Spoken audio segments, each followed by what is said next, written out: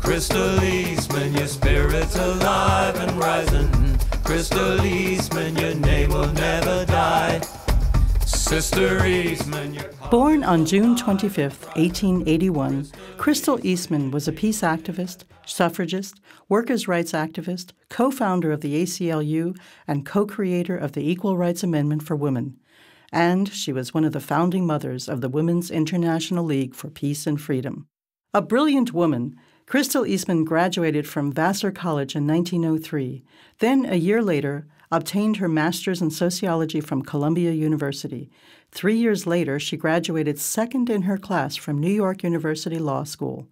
It wasn't long before she began establishing her reputation as the radical feminist lawyer who developed the first legal argument for modern workers' compensation laws and drafted model worker safety legislation.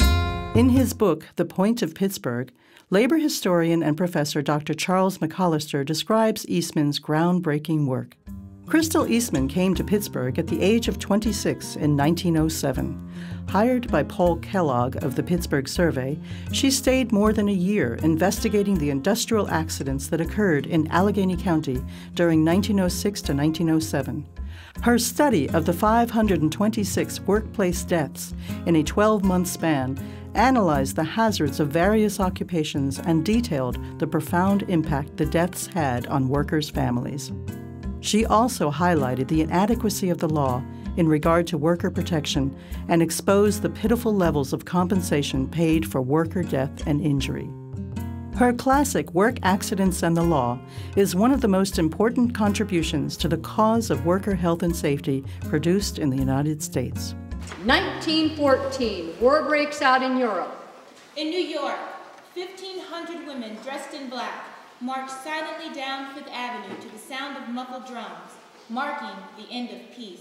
Lillian Wald and Jane Addams formed the American Union Against Militarism. Crystal Eastman is asked to be the executive director. She writes their preamble and statement of purpose. Our right to protest is established by the unemployment of the waterfronts, the augmented misery of the cities, by the financial depression, which has curtailed the building of schools and crippled our works of goodwill.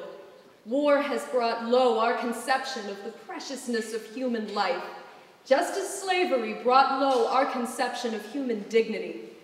What distinguishes Crystal Eastman as a safety researcher is the rigorous and detailed collection of data, combined with a deep compassion for the plight of the worker and the family who face the consequences of industrial death and injury.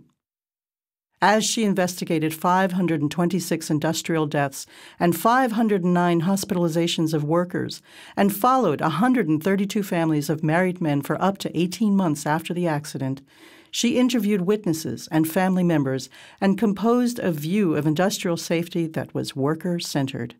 Her findings completely contradicted the truism, invariably repeated to her by managers she interviewed, that 95% of our accidents are due to the carelessness of the man who gets hurt. This attitude reflected the state of law in Pennsylvania that in 1901 was the most one-sided in favor of the employer of any state in the nation. The rule in Pennsylvania was that if the negligence of the party contributed in any degree to the injury, he cannot recover damages or compensation. Upon detailed analysis of accidents, Eastman determined that in only 32% of the fatalities was personal responsibility a factor, and of those, most were due to inattentiveness caused by long, hard hours of heat, noise, and speed. Crystal Eastman died on July 29, 1928, at the age of 48.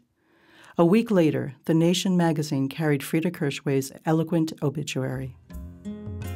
In her short life, Crystal Eastman brushed against many other lives, and wherever she moved, she carried with her the breath of courage and a contagious belief in the coming triumph of freedom and decent human relations. Her strength, her beauty, her vitality and enthusiasm, her rich and compelling personality, these she threw with reckless vigor into every cause that promised a finer life to the world. She leaves behind a clear vision for pacifists across the globe.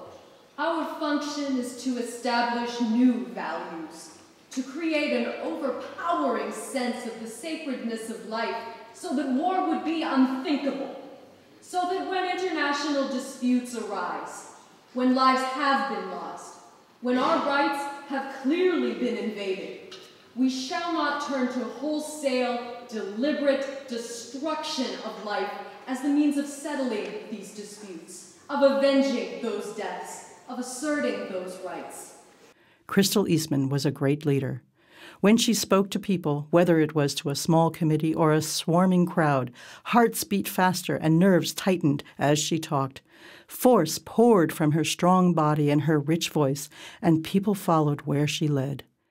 Her vitality overflowed into thousands of other feebler spirits and made them, for the moment at least, into the likeness of herself.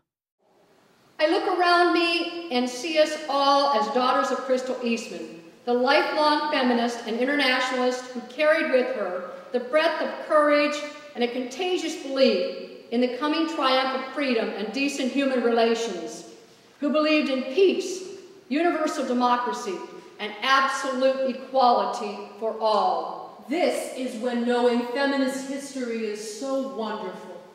It gives us strength and hope and keeps us moving forward. Crystal Eastman was a warrior of yore, mover and shaker, path breaker for sure. Voice for the victims of the captains of wealth, mother of all workplace safety and health. Oh, Crystal Eastman, your spirit's alive and rising. Crystal Eastman, your name will never die. Sister Eastman, your cause is alive and thriving. Crystal Eastman, your name will never die. She took a pen to the factories of hell, shined a light where the dead and injured fell. Wastelands of pain and injustice she saw.